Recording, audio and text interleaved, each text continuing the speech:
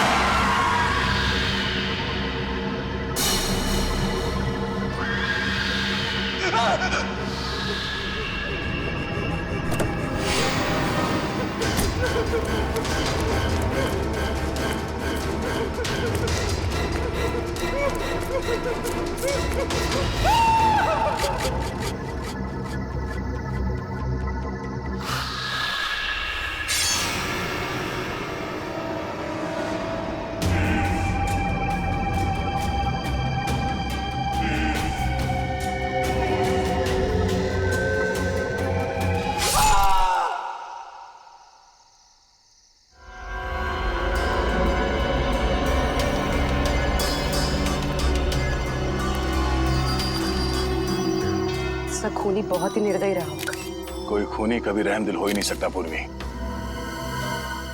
मगर एक खूनी दिमागी तौर पर बीमार लगता है। जान से मार दिया और इसका हाथ भी काट दिया।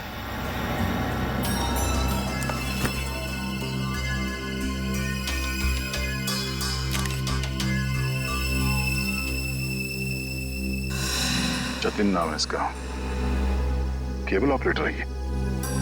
पर लगता है कहीं जा रहा होगा और रास्ते में ये सब हो गया।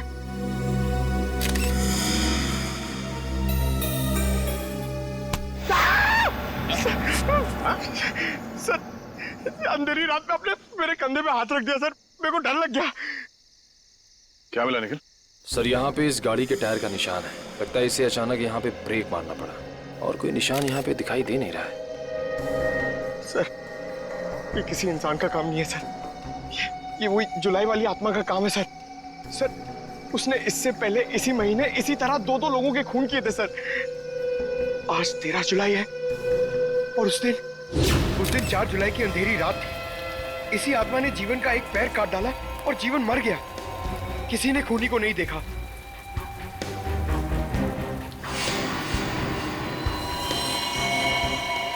बेचारी जीवन की बहन सुनीता और उनके बच्चे, वो कैसे काटेंगे जिंदगी उनके बिना।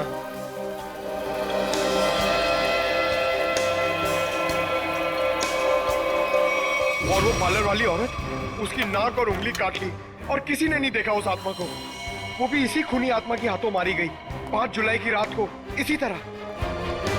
लेकिन किसी ने तो देखा होगा खूनी को। नहीं सर, हमने कुछ नहीं देखा। जब तक हम अंदर आए रीना मर चुकी थी। ये कोई आत्मा का खेल नहीं है, ये किसी खूनी इंसान के बिगड़े हुए दिमाग का खेल है, जो इसे आत्मा का किया साबित करना चाहता है। पूर्वी, इस कार को अच्छी तरह से चेक करो। जितने भी उंगलियों के निशान है सब उठा लो। और तुम सब आसपास देखो, देखो कुछ मिलता है क्या।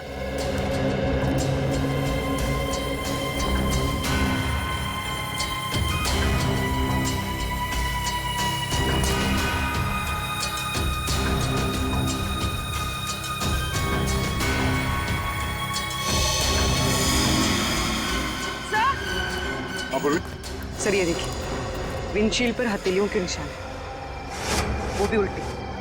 तो सर लगता है कोई उल्टा लटक के इस पे अटैक करने की कोशिश कर रहा था, तभी ये घबरा गया होगा और इसने अचानक ब्रेक मार दिया।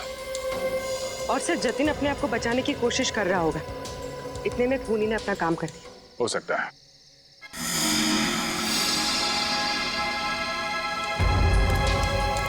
कुछ और भी हो सकता है।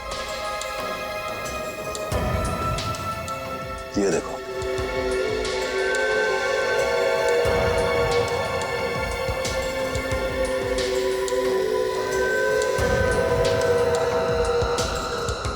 नंगे पांव के निशान जंगल की तरफ जा रहे हैं।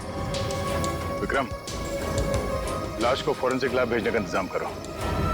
तब तक हम जंगल में जाके देखते हैं ये खूनी कहाँ गया है। चलो।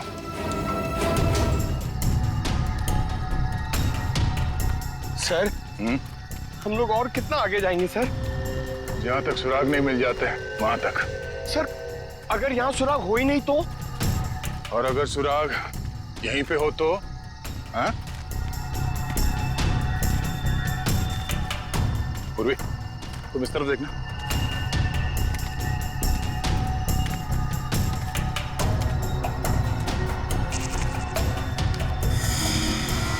पंकज, तुम्हारी आत्मा का कपड़ा। सर ये तो किसी औरत का कपड़ा लग रहा है। सफेद कपड़ा। इस सफेद कपड़े पहन के लोगों को डराती थी और जान ले लेती थी। खून किया और कपड़े भी बदल लिए। ये क्या है?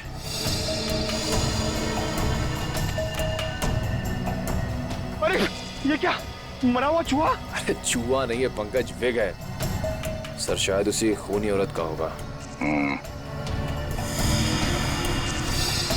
सर,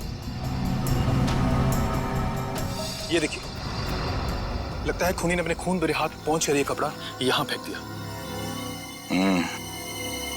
गुनहगार कितना भी होशियार क्यों ना हो, कोई ना कोई गलती जरूर करता है।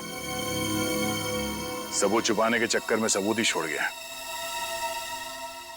जिस तरह से खून हुए उसे देखकर तो लगता है कि खूनी कोई एक ही है।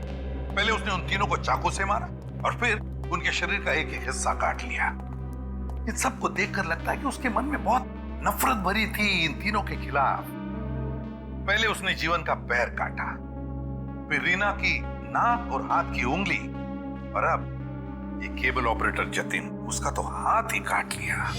और सर, तीनों को इसी महीने में मारा है, जुलाई में। जरूर इसके पीछे कोई बहुत बड़ा राज है। और सर, इन तीनों मरने वालों के बीच में कोई संबंध भी तो नहीं है। ऐसा कैसे हो सकता है काविन? कुछ ना कुछ तो संबंध जरूर है इन तीनों के बीच में। और सर, जिस तरीके से खून किया है, खूनी बहुत ताकतवर है। हाँ, और बहरूपिया भी। खूनी बहरूपिया है, औरत बनकर खून कर रहा है वो। औरत बनकर, याद है ना उस जंगल में हमें औरत के कपड़े मिले और विग भी। काविन, ये विग ही हमें उस खूनी तक पहुंचाएगा। ये विग ही पहुंचाएगा हमें। बस पता लगाना पड़ेगा ये विग कहां से खरीदा गया था और किसने खरीदा था। Yes sir. रेडी? इस यतिन के घर जाके उसके घर वालों से मिलो, उनसे बातचीत करो, पता लगाओ कि और कौन कौन जानता था जतिन के खंडाला ट्रिप के बारे में। हाँ साळुंखे,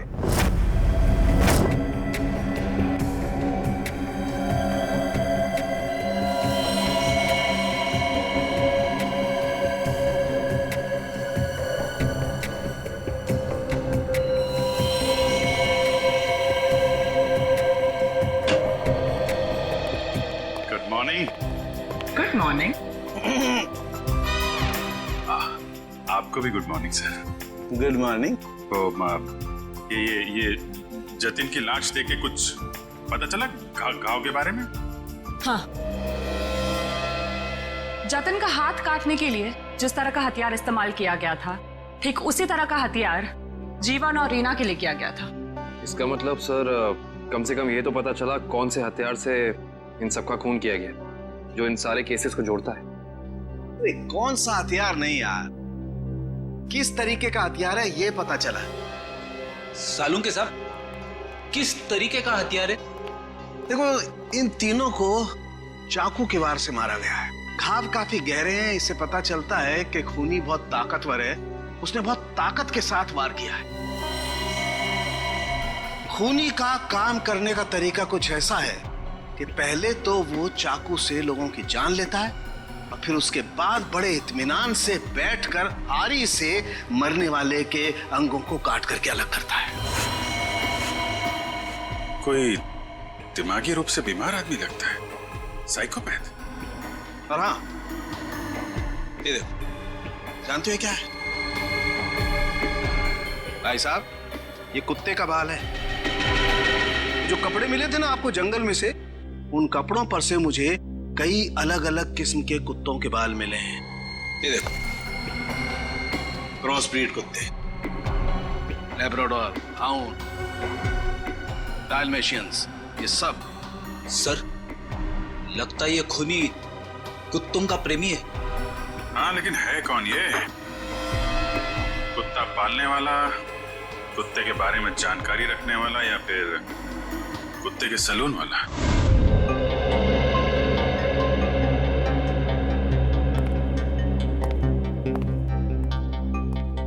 मैं और क्या बताऊं सर, मुझे तो विश्वास ही नहीं हो रहा है कि जतिन भैया को कोई क्यों मारना चाहेगा।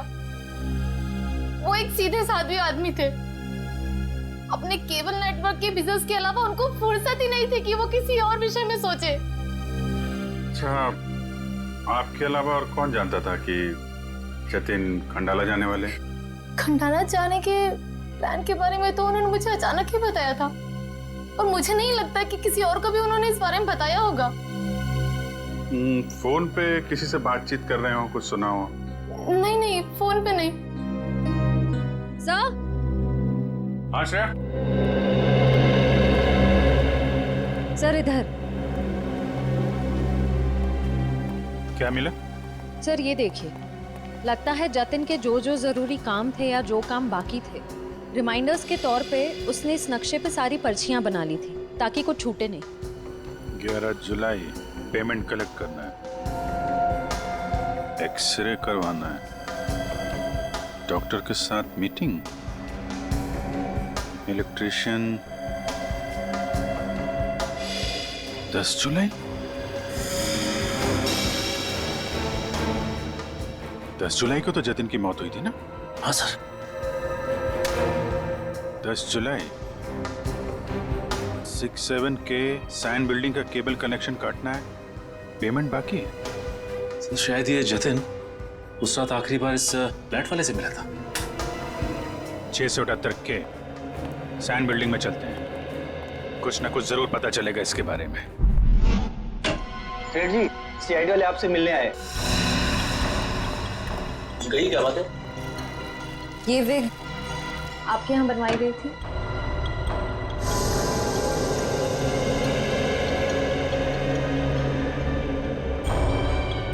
जी हाँ, ये हमारे यहाँ था। किसने बनवाई थी? क्या बात है, कुछ गंभीर मामला लग रहा है। मामला वाकई गंभीर है। हमें शक है जिसने ये विग बनवाई थी वो खून भी करता है। सर ये तो औरत की विग है। औरत और खून? हाँ, क्या आप प्लीज बता सकते हैं कि ये विग किसने खरीदी थी?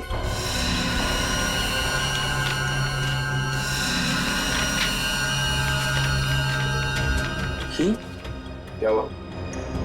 सर ये खूनी नहीं हो सकती सर। ये खूनी हो सकती है या नहीं वो हम तय करेंगे। लाइए। क्या वजह? गोकुल धाम की दया में। अरे भाई साहब, आप थोड़े भाव तो आवाज भी कीजिए। हमारी सोसाइटी में सोनीता आती है ना, वो तो हमेशा आवाज भी भाव ही लेती है। वो हमारी फैमिली सब्जी वाली है। अरे भाई बस आपका नहीं और मेरा नहीं, इससे 25 रुपए रखो। अरे बहन जी, इतना तो मुझे घर में पड़ता है। हाँ तो ये भी मुझे घर में ही लेके जाना है। अरे मेरे कहने का मतलब इतनी तो मेरी खरीद पड़ती है। गोकुल धाम सोसाइटी से पता कर लिया है, यहाँ पे यही कहीं आई है भाजी खरीदने। अरे लेकिन उसे ब्यूरो कैसे लेके जाएंगे? विक के बारे में बता के सर, विक के बारे में। अरे नहीं, गुस्सा हो जाएगी। एक काम करते हैं, ये उसे ना वो गरबा वरबा की बातें बता कर ना उसे मना लेते हैं। वैसे भी हम दोनों को वो भाई मानती है ना। हाँ, ले जाओ, सब ले जाओ, सब ले जाओ, सब फ्री में लेके जाओ। अरे नहीं भाई, मेरी माँ हमेशा कहती है जब भी किसी को कोई भी चीज दो ना एकदम दिल से देनी चाहिए ताकि सामने वाले को संतुष्टि हो। और टप्पू के पापा भी ये बात मानते हैं। अरे बहन जी, मैं मानता हूँ कि ग्राहक भगवान होता है, उसकी इज्जत करनी चाहिए, लेकिन मैं ये सब्जी कोई फ्री में नहीं दे सकता, मैं लुट जाऊंगा। अच्छा चलो भाई, बस ठीक है, आप जितने कहते हो ना इतने पैसे दूंगी बस। धन्यवाद बहन जी, धन्यवाद। बस सुनिए, मुझे वो धनिया और मिर्ची मुफ्त में चाहिए। चलो ठीक है, देता हूँ मैं। लीजिए बहन जी, ये लीजिए। पैसे आ गए, आप तो कमाल करते हैं भाई। हाँ थोड़ा और दीजिए। हाँ मिर्ची दी ना। अरे रेड्डी भाई, पंकज भाई, भाई कैसे हैं? हम ठीक है, आप कैसे रहे हैं? मैं एकदम मजे में। आप लोग यहाँ सब्जी खरीदने आए हैं? हाँ, सब्जी, भाजी। अरे हाँ, ये तो डेली भाजी खरीदते हैं, हर रोज। वैसे इनको देख के लगता ही है कि ये भाभी जी को बहुत मदद करते होंगे। एकदम पत्नी औरत है। दयाबेन ये तो कुछ भी नहीं है। ये है ना, ये तो डेली कपड़े भी धोते हैं। पंकज मुंह बंद कर, नहीं तो मैं तुझे धोऊंगा। वीक वीक वीक वीक वीक वीक। अरे ये तो कमाल का सुना, आप वीक पहन के कपड़े धोते हैं।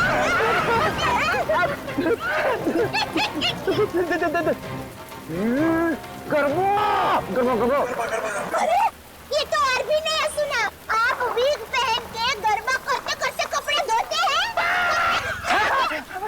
दयाबेन, मैं हर काम ना गरबा खेलते खेलते करता हूँ। ये देखो।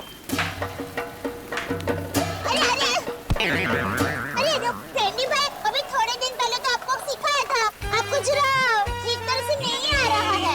अरे दयाबेन, लगता है ये भूल गए। इन्हें जरा गरबा करना सिखाओ ना।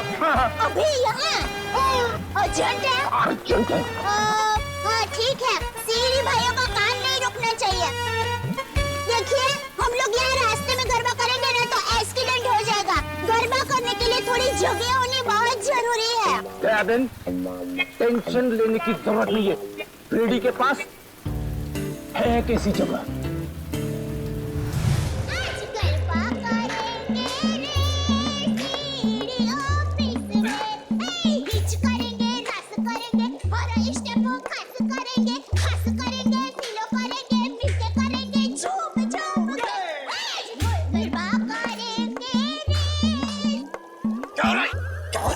Sorry sir. क्या सॉरी? ये क्यों डांस करने की जगह है? इमरजेंसी है। इमरजेंसी तो अपने ब्यूरो में क्यों नहीं किया यार? वहाँ पे इंट्रोगेशन चल रहा है, इनसे कुछ पूछताछ करानी है। कौन है? कौन है ये वो नमस्ते, जय जिनेंद्र। मैं हूँ दया टप्पू के पापा गड़ा। अरे फ्रेंडी भाई, ये आप लोगों का किचन है? मुझे तो अभी पता चला। और ये जामुनी रंग है, मतलब ये दराक, हाँ ये अनार का जूस है। और ये पीला मतलब ये मौसमी का जूस है। पर आप जूस को गर्म क्यों कर रहे हैं? सूप बना रहे हैं? और आप शेफ हैं? अरे वो खाना बनाता है ना, उनको इंग्लिश में बोलते हैं ना शेफ। शेफ? बावर्ची भाई। बावर्ची? अरे मैडम, ना ये किचन है ना मैं बावर्ची हूँ, समझी? देखो फ्रेडी, अगर 2 मिनट में तू इनको यहाँ से नहीं ले गया ना, मैं यहाँ से चला जाऊंगा। ओ भाई, जूस वाले भाई, देखिए मैं यहाँ अपने आप नहीं आई हूँ। मुझे यहाँ फ्रेंडी भाई और पंकज भाई लेके आए हैं। मुझे भी बहुत काम है। बापूजी के लिए थेपला बनाना है, टप्पू के लिए नाश्ता बनाना है, ढोकला काम पड़े हैं। वैसे आपका नाम? दयाबेन, ये डॉक्टर है, डॉक्टर सालूम के। ओह डॉक्टर साहब, नमस्ते डॉक्टर साहब। आप किसके डॉक्टर है? पशु, पक्षी की, मनुष्य के? अगर आप मनुष्य के डॉक्टर होंगे ना तो आप हमारे गोकुल धाम सोसाइटी के डॉक्टर हादी भाई को तो जानते ही होंगे।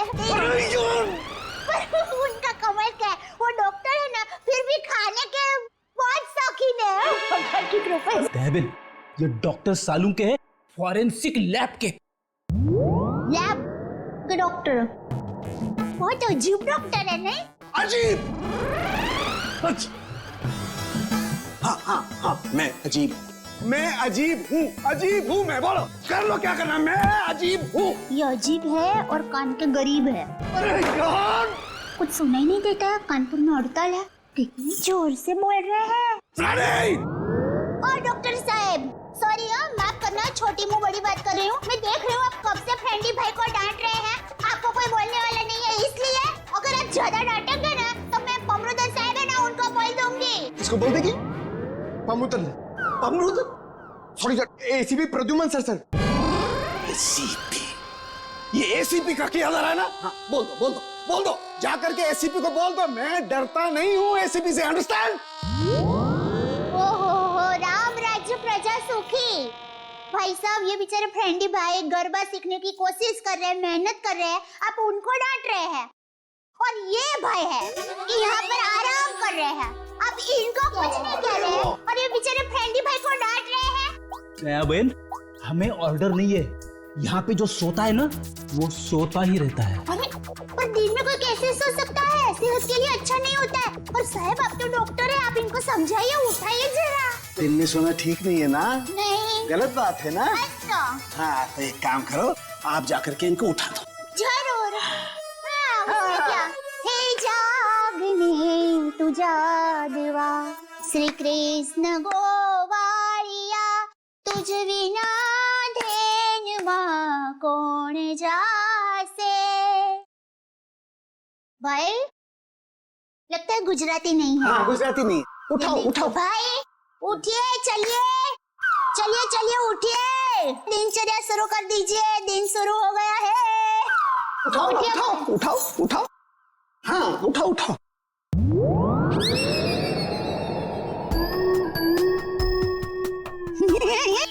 अरे ये भाई आंखें खुली रख के सो गए हैं। अरे ये उठेगा नहीं, क्योंकि ये उठ गया है। हाँ मर गया, ये लाश है, ये लाश।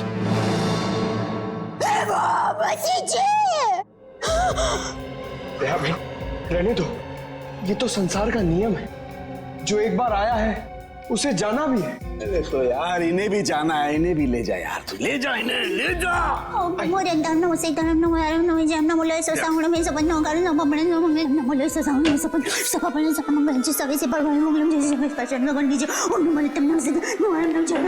अरे दयाबेन क्या हुआ? भगवान की सारुण ने कुछ नहीं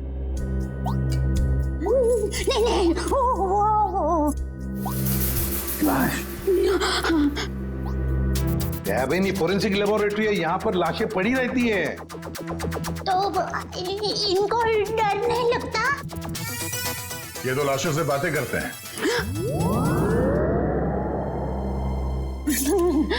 दरअसल हमने आपको यहाँ ये विग दिखाने के लिए बुलाया। ये तो बबीता जी की विग है। बबीता जी? हाँ, हमारे गोकुलधाम सोसाइटी में रहते हैं, हमारे पड़ोसी है। अय्यर भाई उनके पति का नाम है। वो दरअसल हमारे में पति का नाम नहीं बोल सकते, लेकिन दूसरे के पति का नाम बोल सकते हैं, उसमें कोई प्रॉब्लम नहीं है। फिर वो बबीता जी ने विग मंगाई थी, भाई की विग मंगाई थी, पर गलती से बहन की विग आ गई थी, तो वो वापस करने के लिए गए थे। लेकिन आपके पास ये विग कैसे आई?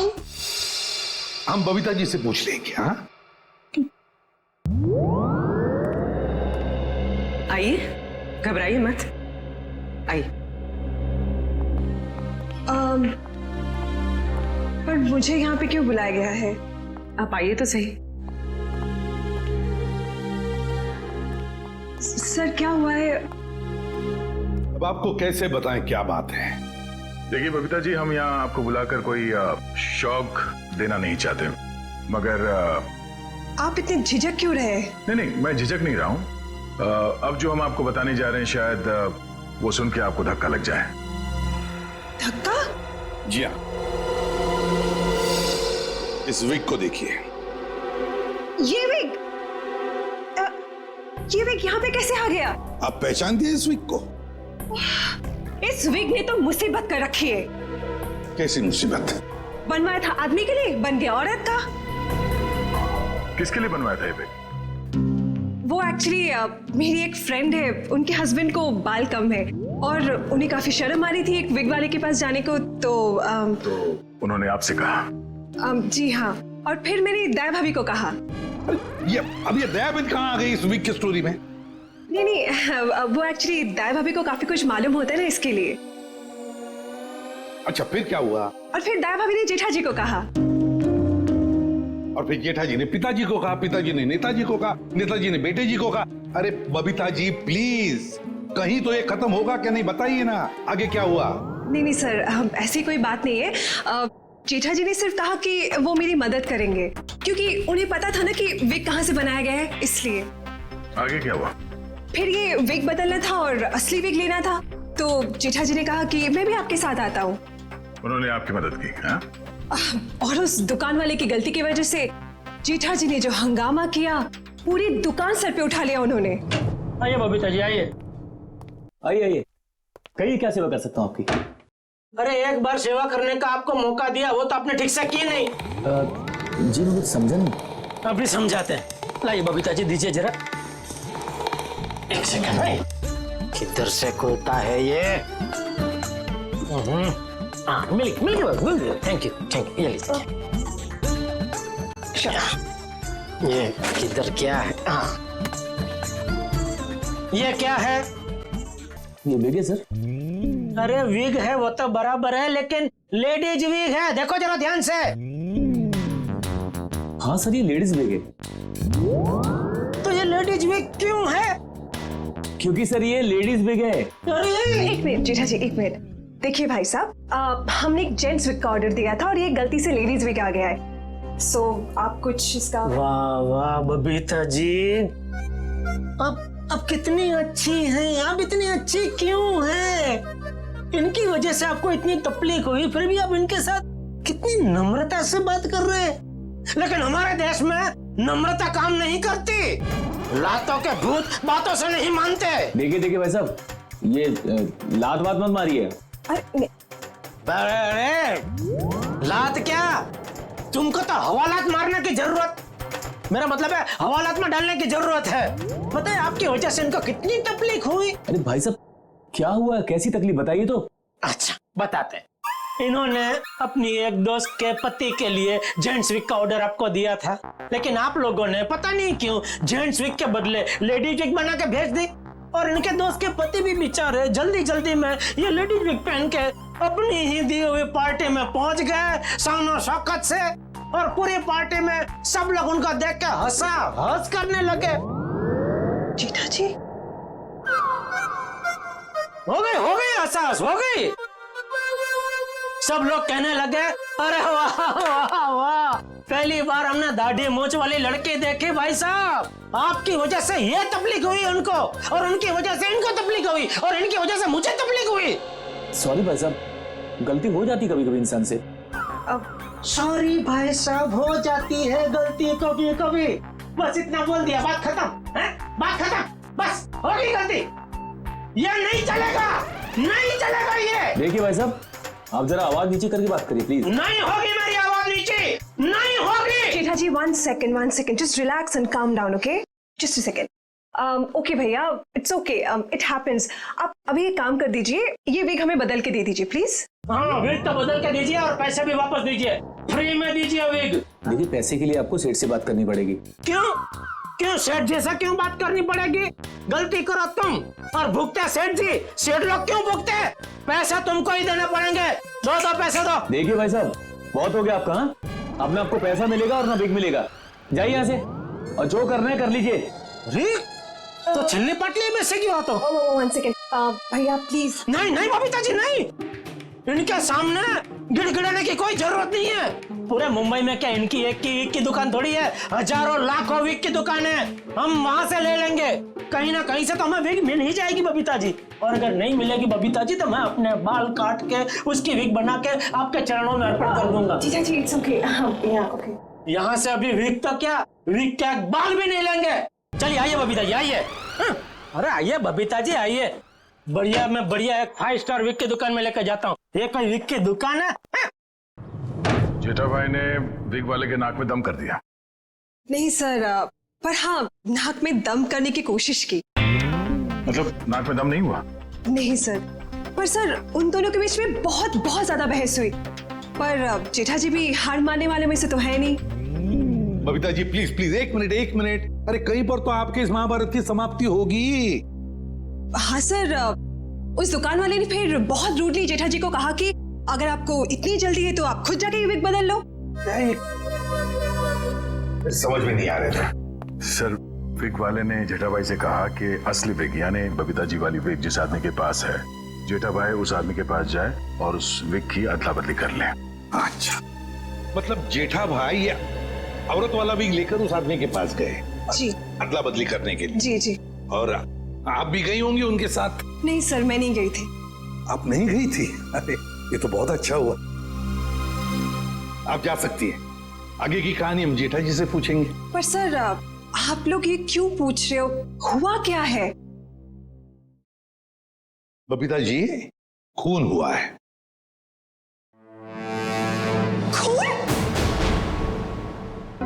जरा इस पर्ची पे देखिए, ये आपके लिए तो नहीं लिखा कहीं?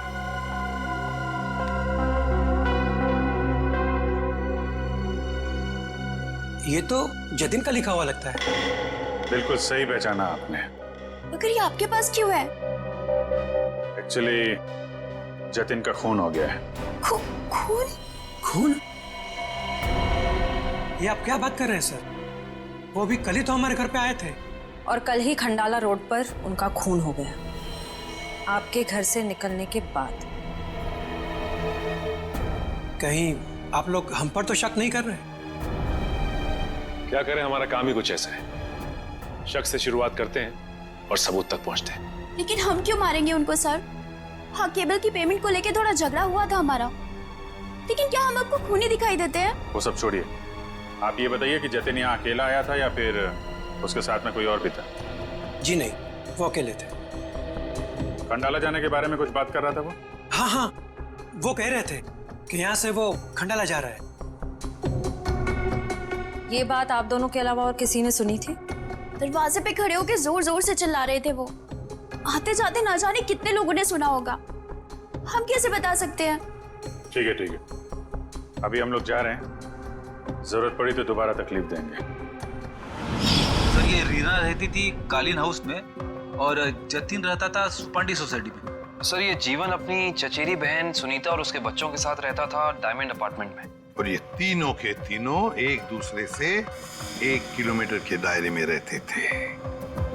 सर, लेकिन ये एक संयोग भी तो हो सकता है। कभी संयोग 2 लोगों के साथ हो सकता है, 3 के साथ नहीं। संयोग नहीं तो फिर क्या हो सकता है सर? इसका एक ही मतलब हो सकता है फ्रेडी, खूनी इन तीनों के आसपास ही रहता है। एक बात और है सर, मरने वालों में एक कॉलेज प्रोफेसर है, एक ब्यूटिशियन है और जतिन केबल ऑपरेटर है।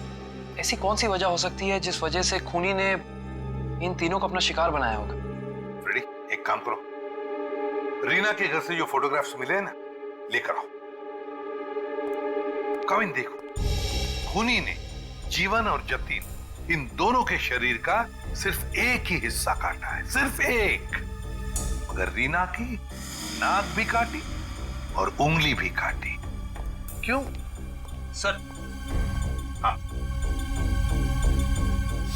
ये देखो रीना की उंगली पर ये अंगूठी। सर, लगता है ये अंगूठी काफी महंगी है। और इसीलिए रीना की उंगली काटी गई फ्रेडी, इस महंगी अंगूठी के लिए। सर, अभी तक तो खूनी के बारे में पता नहीं चला है, अंगूठी कहां से ढूंढेंगे? फ्रेडी, ज्वेलरी शॉप में से। खूनी ये अंगूठी अपने पास तो नहीं रखेगा, वो किसी न किसी ज्वेलरी शॉप में जाएगा ही ये अंगूठी बेचने के लिए। बस पता लगाओ शहर में ऐसा कौन सा ज्वेलरी शॉप है जहां पर ये अंगूठी बेची गई है और कौन बेचने आया था। हाँ सर, क्या पता चला कुत्तों के बालों के बारे में? अच्छा, एनिमल लवर्स क्लिनिक, गोरेगांव। प्रिया मार्केट में तनीषा नाम की एक लड़की का बुटीक है, वहां पे जेठालाल ने वो विग दी थी। ओके लेडीज, अभी तुम लोग जाओ, हाँ, बट कल टाइम पे आ जाना। कल हम अपने फैशन शो की प्रैक्टिस करेंगे। Okay, thank you. You can go now, leave it, मैं रख दूंगी। Bye bye.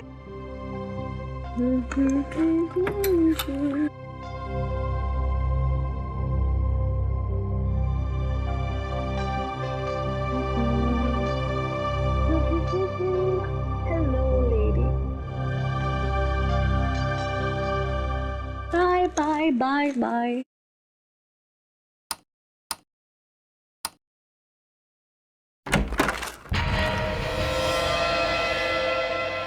कौन है? कौन है?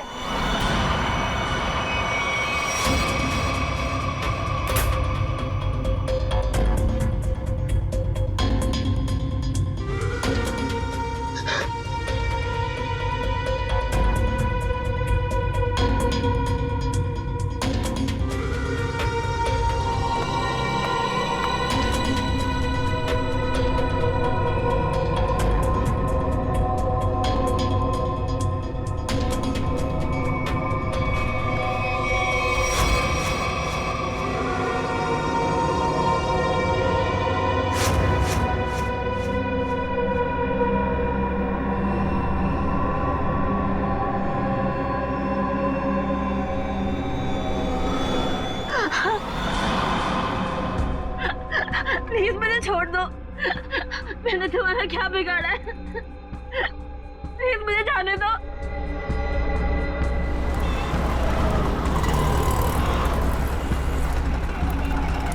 सर, वो रहा तनीषा का बुटीक। प्लीज छोड़ दो।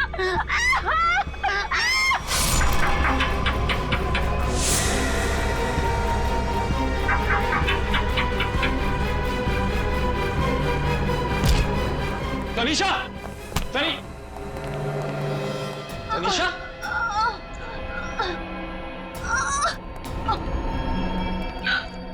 एम्बुलेंस बुलाइए जल्दी।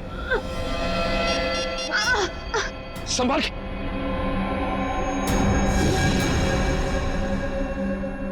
तो रीना की दोस्त है।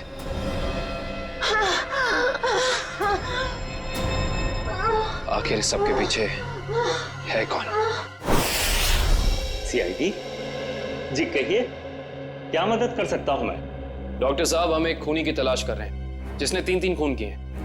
उसके कपड़ों से हमें कुछ ऐसे क्रॉस ब्रीड कुत्तों के बाल मिले हैं जिसका डीएनए आपके यहाँ इलाज कराने वाले कुत्तों के डीएनए से मैच करता है। यहाँ हर रोज सैकड़ों लोग अपने कुत्तों के इलाज के लिए आते हैं। अब किसका बाल मिला है हम कैसे बता सकते हैं? कुत्तों का छोड़िए, हमें वो आदमी चाहिए जिसने खून किए। Sir, we are dog lovers. कुत्तों से इतना प्यार करते हैं, इंसान को कैसे मार सकते हैं? ये तो फिंगरप्रिंट्स लेने के बाद ही पता चलेगा। फिंगरप्रिंट्स? जी हाँ, जतिन नाम का आदमी जिसका खून हो चुका है, उसकी गाड़ी पर से हमें खूनी के फिंगरप्रिंट्स मिले हैं। तो डॉक्टर साहब, हम आपके और आपके स्टाफ के फिंगरप्रिंट्स के साथ उस फिंगरप्रिंट को मैच करना चाहते हैं। Please cooperate.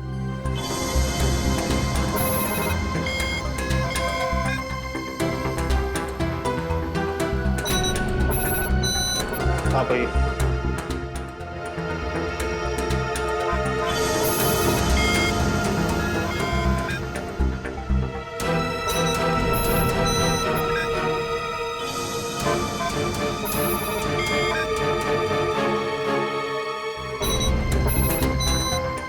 हाँ भाई।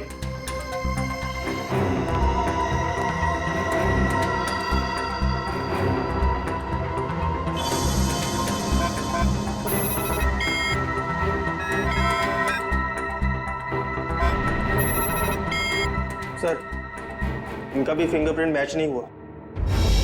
Thank God. मैं तो डरा हुआ था कि अरे कुछ किया ही नहीं तो डर किस बात का? डॉक्टर साहब, हमें आपकी एक और मदद चाहिए। जी। हमें आपके उन सारे क्लाइंट्स के नाम और पते चाहिए जो अपने क्रॉस ब्रीड कुत्तों को यहाँ आपकी क्लिनिक में इलाज कराने के लिए लाते हैं। श्योर। सर, रीना की अंगूठी की डिजाइन हमने सारे जूलर्स को भेजी थी, सिर्फ इस सलोरा जूलर्स ने पहचान की है। और श्रेया, ताज्जुब की बात तो यह है कि एक साधारण सी अंगूठी के लिए खूनी ने रीना की उंगली काट दी।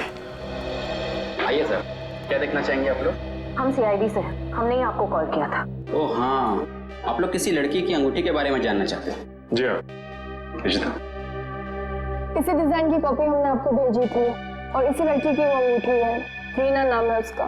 अंगूठी तो यही है, मगर ये अंगूठी मैंने किसी और के ऑर्डर पे बनाई थी। तो फिर किसके ऑर्डर से बनाई थी? देखिए, किसी का खून हुआ है, प्लीज। हाँ, बताता हूँ।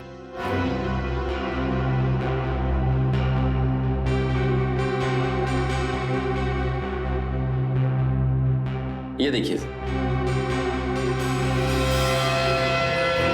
तो ये बात है, अब तक सीआईडी के सामने नाटक चल रहा था, तो अब तुम देखो सीआईडी का तमाशा।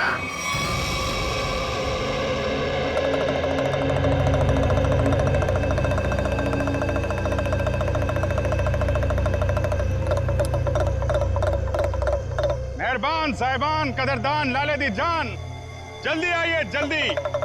आपके सामने एक तमाशा पेश करने वाले हैं हम लोग। एक ऐसा तमाशा जो सच्ची घटना पे आधारित है, एक ऐसा तमाशा जिसे देख के आपके होश उड़ जाएंगे। जल्दी आइए मेहरबान साहिबान। अरे बहनों, भाइयों, दोस्तों, जल्दी आओ। छछूंदर के सिर पे चमेली का तेल, देखो रिश्तों का बनता बिगड़ता खेल। ये क्या है सर? ये आप लोग क्या कर रहे हैं? तमाशा, तमाशा। हम यहाँ आपके सामने एक तमाशा लेकर आए। अच्छा लगे तो ताली बजाना, और पसंद ना आए तो जोरदार ताली बजाना, लेकिन ताली जरूर बजाना। तालियां।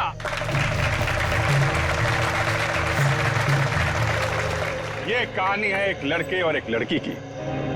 लड़का लड़की से बेहद प्यार करता था। ए लड़की,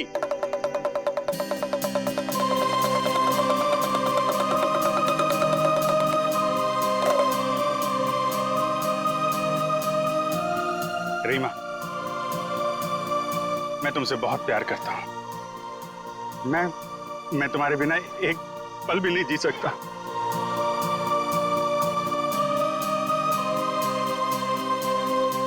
सच्ची?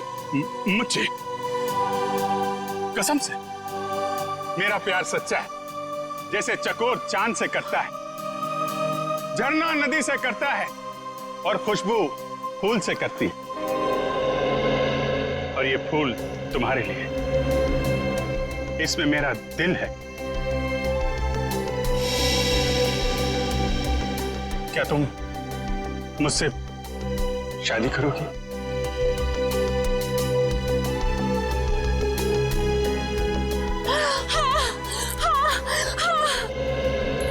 मैं तुमसे शादी करूंगी। मैं सिर्फ और सिर्फ तुम्हीं से शादी करूंगी। ये तुम्हारे लिए। शुक्रिया।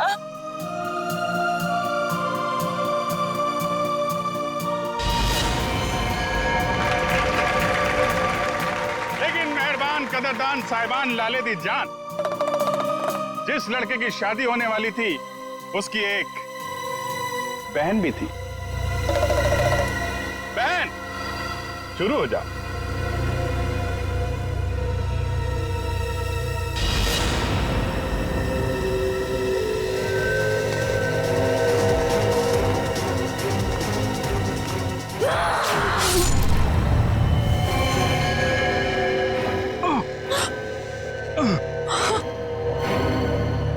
बहन, ये तूने क्या किया?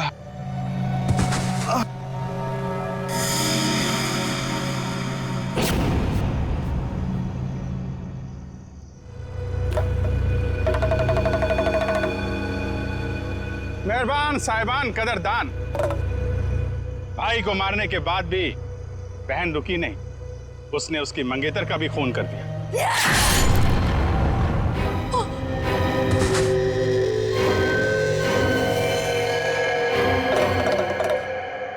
इन दोनों को मारने के बाद भी बहन का खूनी खेल बंद नहीं हुआ। अरे उठ जा, तेरा रोल खत्म हो गया, उठ जा। एक बेचारा निर्दोष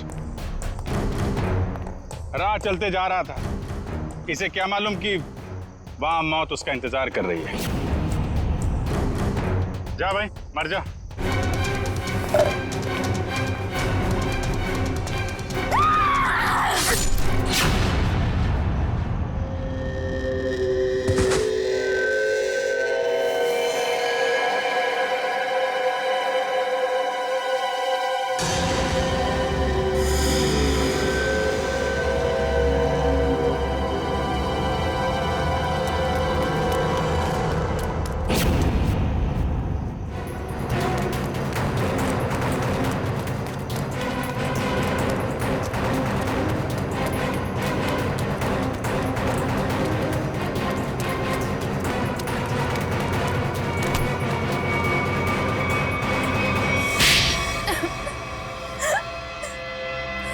बताती हूँ, सब सच बताती हूँ।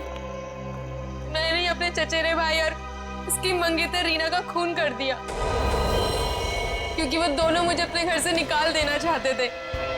मैंने जो कुछ भी किया अपने बच्चों के लिए किया। रीना मुझसे कई बार कह चुकी थी कि जब उसकी शादी जीवन से हो जाएगी तो मुझे जीवन का घर छोड़ना पड़ेगा। अपने बच्चों को लेकर कहाँ जाती?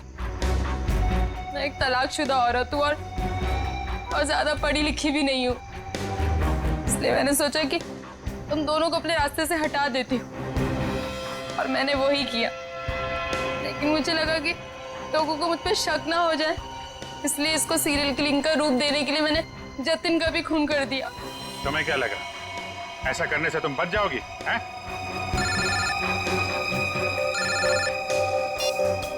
Hello, yes sir. हाँ सर, एएलसी क्लिनिक में तनीषा के साथ तुम ही जाती थी ना?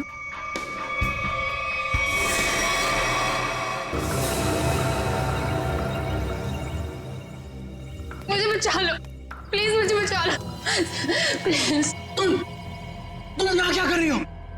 मैंने तुम्हें कितनी बार कहा है कि मेरा और तुम्हारा अब कोई लेना देना नहीं है। मैं बहुत खतरे में हूँ, मेरे पीछे सीआईडी लगी हुई है, प्लीज मुझे बचा लो। क्या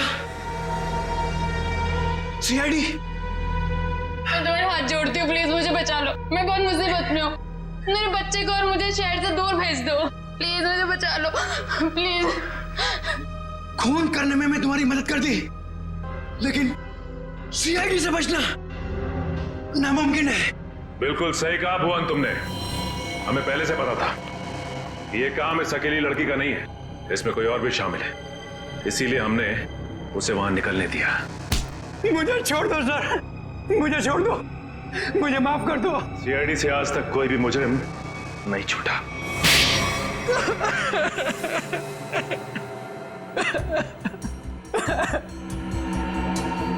सर मैं ये मजबूरी में कर रहा था, मेरे पास और कोई चारा नहीं था। ये मुझे ब्लैकमेल कर रही थी। मैं जिस कंपनी में एमडी था, सुनीता वहां क्लर्क के तौर पर काम कर रही थी। उसने मुझे कंपनी के 5 करोड़ रुपए गबन करते पकड़ लिया था। इसके पास मेरे खिलाफ पक्के सबूत थे। ये मुझे आसानी से 15 साल के लिए जेल भिजवा सकती थी। मैंने इसे रुपए देने चाहे, मगर इसने खून में मदद करने की शर्त रखी। या तो मैं इसकी मदद करता या जेल जाके मैं अपनी और महक की जिंदगी बर्बाद कर देता। उस दिन भी ये मेरे घर में मुझे धमकी दे रही थी। तभी जतिन ने डोरबेल बजाया। सोच क्या रहे हो तुम? अगर तुम्हें बचना है ना तो जो मैं कहती हूँ उसे मान लो। मैं और खून नहीं कर सकता। 5 करोड़ रुपए की चोरी की है तुमने, तो ठीक है, जेल की चक्की पीसने के लिए ना तैयार हो जाओ, नहीं तो भूखी मरेगी तुम्हारी ये प्यारी बीवी। धीरे बोलो। तो ठीक है, अपने दिलो दिमाग से ये पीछे हटने का ख्वाब ना निकाल दो, और एक और खून करना है तुमने। क्या?